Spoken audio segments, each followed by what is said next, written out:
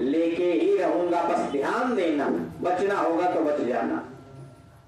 इतनी बात कह करके राक्षस वहां से बहुत विलाप करता हुआ, रोता हुआ, पश्चाताप करता हुआ चला गया। इधर राजा को बेचैनी मच गई कि भाई गलती हो गई मेरे से, भाई सही बात गलती हो गई।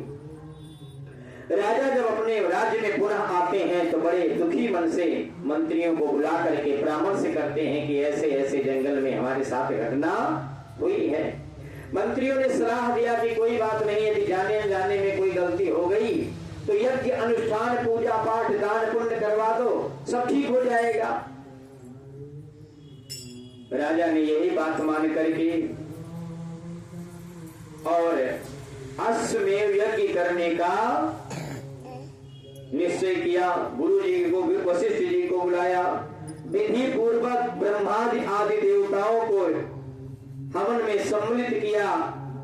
फिर गंगा नदी इत्यादि में स्नान करके जब यज्ञ में बैठे तो गुरु जी ने कहा कि सारी तैयारी करके आप रखो, मैं जरा पुनः स्नान करके आता हूं, फिर आगे की पूजा शुरू की जाएगी।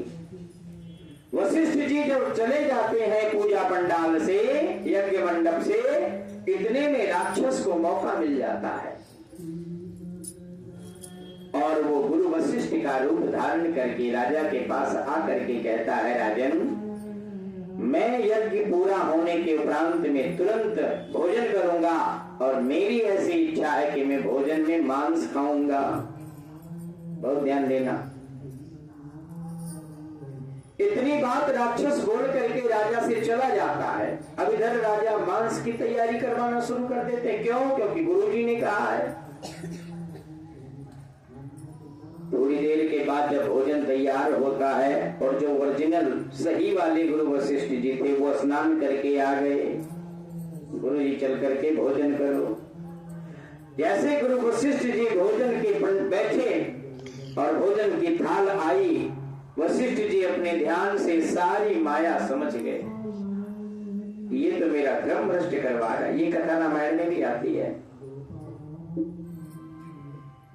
श्राप दे दिया वशिष्ठ जी, बिना किसी भी प्रकार के सोचे समझे हाथ में जल लिया और राजा मित्र शाह को श्राप दे दिया कि तुमने मनुष्य का चोला पा करके और राक्षसों वाला भोजन कर रहे हो, जानवरों वाला भोजन कर रहे हो, इसलिए मेरा श्राप है कि तुम राक्षस बन जाओ। बहुत ध्यान देना। अब यहाँ पे राजा की कोई भी गलती नहीं है। राजा की केवल इतनी गलती थी कि उसने निर्दोष बाघिन को मार दिया था, बस। यहां जो उसको श्राप दिया गया है, राजा का कोई दोष नहीं है।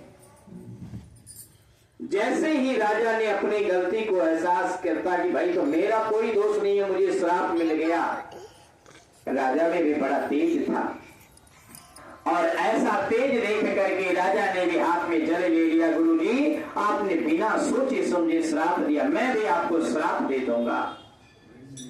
और जैसे ही राजा ने श्राप देने के लिए गुरु जी को तैयार हुआ, रानी बगल में खड़ी थी, चरणों में गिर गई राजा के। राजन, आप तो क्षत्रिय हो, आप पे क्रोध नहीं जमता। हो सकता है कि हमारे भाग्य में यही लिखा हो। ध्यान देना, पत्नी का मतलब यही होता है जो अपने पति का विनाश ना होने दे, पतन ना होने दे, लॉस ना होने दे, वही पत्नी होती है। आज की होती तो कहा तुम्हें सरापे, तुम भी सरापो, तुम्हें मारे तुम भी मारो। और यहाँ फिर युद्ध आगे बढ़ जाता।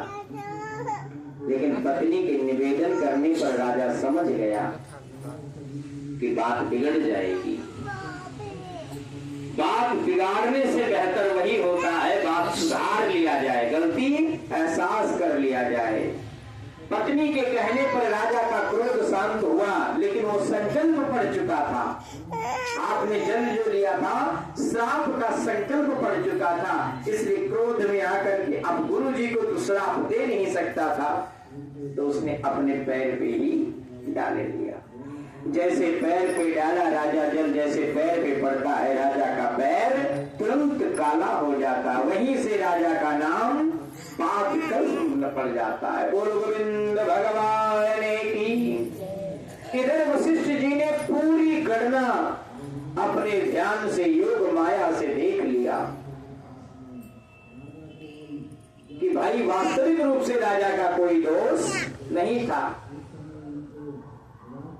और जब राक्षस की माया को समझ गई वशिष्ठ जी ने तो पुनः राक्षस को श्राप देते हैं और राजा को आशीर्वाद देते हैं कि अब जो मैंने श्राप दे दिया वो वापस तो नहीं हो सकता, लेकिन मैं इसकी अवधि कम कर देता हूँ, इसको जन्म जन्मांतर से हटा करके केवल 12 वर्ष तक का ही इस श्राप को दे देता हूँ।